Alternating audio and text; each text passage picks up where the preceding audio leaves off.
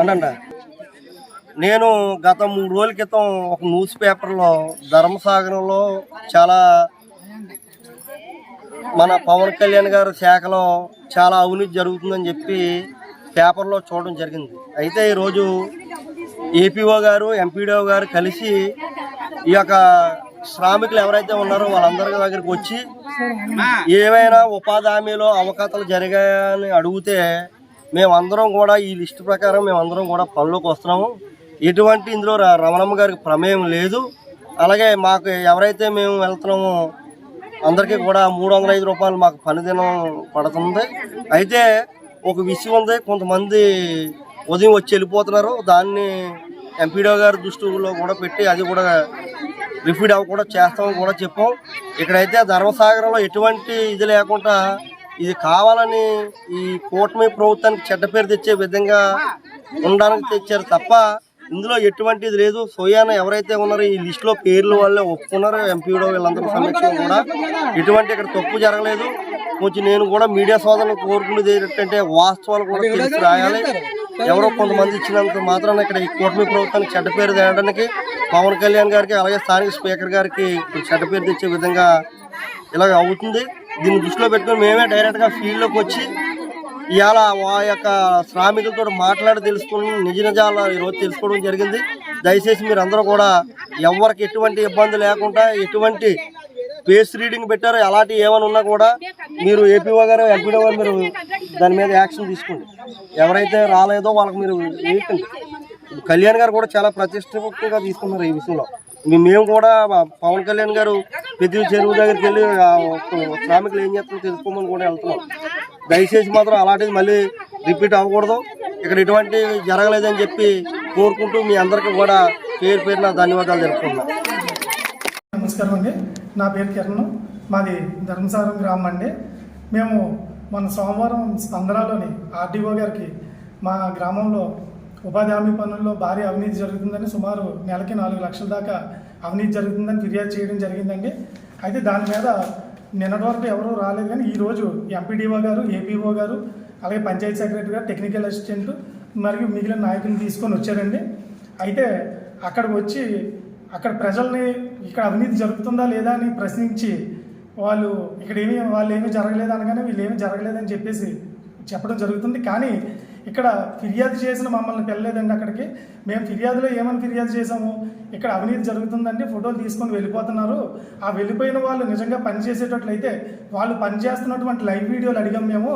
అంతే తప్ప వీళ్ళు జనాలందరినీ పోగేసి ఇక్కడ జరుగుతుందా లేదా అని చెప్పేసి నాయకులను పక్కన పెట్టి అడిగితే ఎవరు చెప్పరండి. మీరు అప్పుడు ఏం చేయాలి, మేము ఫిర్యాదు చేసిన వాళ్ళు మమ్మల్ని పిలిచి ఇదిగోండి ఇది జరుగుతుందంటే దీనికి మీ దగ్గర ఏమైనా సాక్ష్యం ఉందా లేదా లేకపోతే ఏదైనా మమ్మల్ని నిలదీసి అడగాలండి.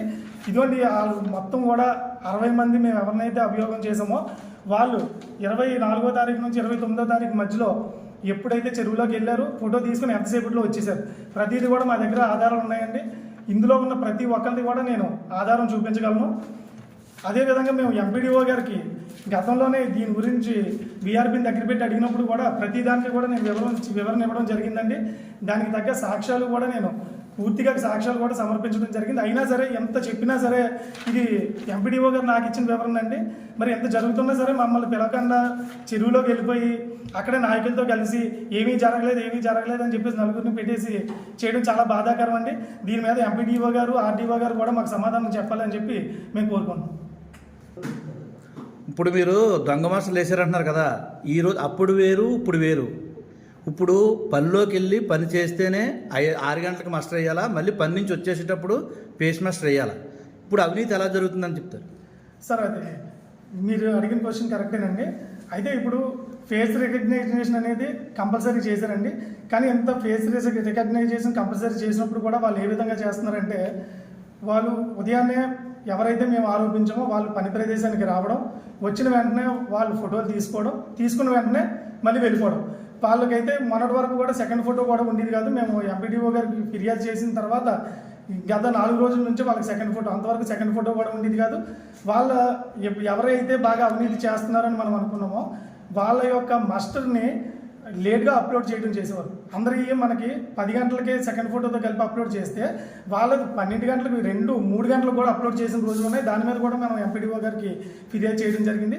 అదేవిధంగా ఇంట్లో ఉన్న వాళ్ళకి పోనీ చెరువు దగ్గరికి వచ్చి తీసుకుని వెళ్తున్న వాళ్ళు వేరైతే ఇంట్లో ఉన్న వాళ్ళకి కూడా ఫోటో చేస్తున్నారు. అది మేము ఎలాగైనా ఎంక్వైరీ చేస్తే ఇక్కడ పక్కన ఉన్న వాళ్ళతో వీడియో కాల్ చేయించి వీడియో కాల్ ద్వారా ఫేస్ రికగ్నైజ్ చేస్తున్నారంట. అదే కాకుండా వాళ్ళు ఫేస్ వీడియో తీసుకొని వీడియో పంపిస్తే దాని ద్వారా కూడా రికగ్నైజ్ చేస్తున్నారంట. ఆ విధంగా కూడా ఇక్కడ మనకి జరుగుతుంది. ఇదే కాకుండా ఇందులో వీఆర్పీ గారు రాష్ట్రం ఎంత ఉందంటే వీఆర్పీ గారి యొక్క భార్య మరియు అతని అన్నయ్య కూడా తెల్లవారుజాముని అందరూ 5:30-6 గంటలకు పనిలోకి వెళ్తే వాళ్ళు 5 గంటలకు చీకట్లో వెళ్ళి చీకట్లో ఫోటో తీసుకొస్తున్నారు. దానికి సంబంధించినవి కూడా మా దగ్గర ఉన్నాయి. చీకట్లో లైట్ ముఖం మీద వేసుకొని ఫోటో తీసుకున్నారు. అంటే వీళ్ళందరూ కూడా 6 గంటలకు వెళ్ళి పని చేస్తే వీళ్ళు 5 గంటల నుంచి పని చేస్తున్నారు. అక్కడ వాళ్ళు ఇప్పుడు వాళ్ళ బ్రదర్ అన్న ఆయన అయితే ఫోటో తీసుకున్న తర్వాత ఆయన్ని పాకదైన పంపించేస్తే చేలో వీఆర్పీ గారి పనులన్నీ చూసుకుంటే ఆయనకి రెగ్యులర్గా మస్టర్ వేసుకుంటూ వచ్చారు. ఆయన్ని కూడా తెల్లవారుజామున ఫోటో. ఈ విధంగా మనకి తర్వాత కొంతమంది గ్రామంలో లేని వాళ్ళవి కూడా చేస్తున్నారు. తర్వాత ఇంకోటి ఇప్పుడు ఇందులో ప్రధానంగా ఏంటంటే మేట్లకి వాళ్ళ భర్తలకి ఫోటో తీసి పంపించాడు. కొంతమంది ఏమని ఇది అడిగితే మేట్కి 2వ మాస్టర్ వేసుకోవచ్చు, 1 మాస్టర్ వేసుకోవచ్చు అంట. దానికి వాళ్ళ భర్తలను లేకపోతే ఇంట్లో వాళ్ళు వాడుకుంటారు అనేది వీఆర్పీ చెప్పే సమాధానం. మరి మేట్కి 2వ మాస్టర్ ఎవరు ఇచ్చారు ఎలాగిచ్చారని తెలియదు. అసలు మేట్ యొక్క ఉద్దేశం ఏంటి? మేట్ అక్కడ ఫోటోలు తీసి వాళ్ళతో పాటు పనిచేసి మళ్ళీ వచ్చేటప్పుడు ఫోటో తీయకపోతే నేను ఫోటోలు తీయట్లేదు రైటే, కానీ మరి వీళ్ళకి సెకండ్ మాస్టర్ ఏం కష్టపడుతున్నారని వీళ్ళ భర్తలు చేస్తారు. దానికి సంబంధించిన ఆధారాలు కూడా ఉన్నాయి. ఇందులో వాళ్ళ భర్తల పేర్లు కూడా ఉన్నాయి.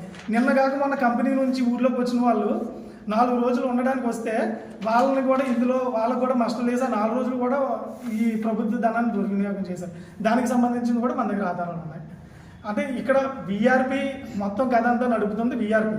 వీఆర్పీ ద్వారానే మొత్తం మరి ఇది ఇతనికి పైన ఇంకెవరైనా ఉన్నారా లేదా అనేది మనకు తెలియదు. ఇక్కడ చేస్తున్నదంతా అయితే వీఆర్పీ ద్వారానే ఇదంతా జరుగుతుందండి.